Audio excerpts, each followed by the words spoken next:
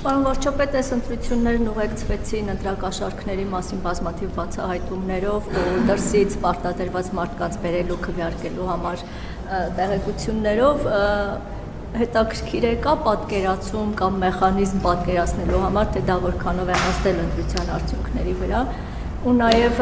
դա հարուցեց այդ երևույթները հանրության շրջանում քննարկումներ հարուցեցին, թե որքանով է ճիշտ, որ Հայաստանում չապրողները գան Հայաստանում ապրողների ապագան որոշեն, հետաքրքիր է այդ առումով դուք ինչ եք կարծում օրենքների փոփոխության կարիք կա թե չկա, ու նաև վարչական ռեսուրսի հետ կապված էլ մի հարց, ընդդիմությունը շարունակ խոսում է այն մասին, որ դա չարաշահվել է, կիրառվել է եւ այլն, դուք էլ ձեր թիմի բազմաթիվ բարձրաստիճան պաշտոնյաներ էլ բազմաթիվ անգամ ասել եք, որ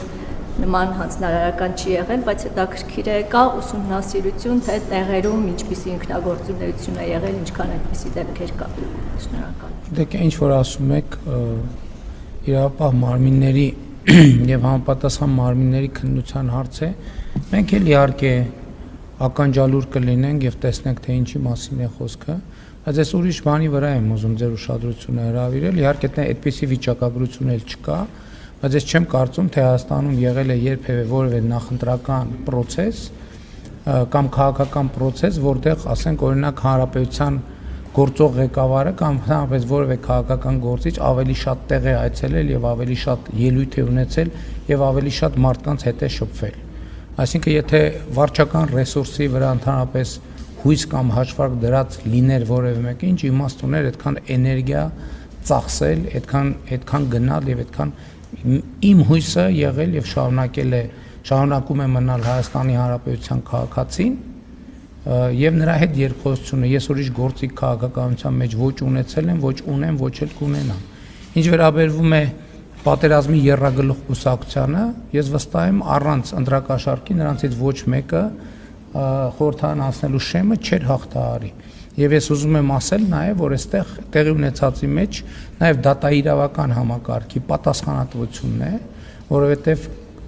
նախորդ ընտրություններում ընտրակաշառք տվածները ոչ միայն բանտում չեն, այլև այս process-ում էլ շարունակել են իրենց գործունեությունը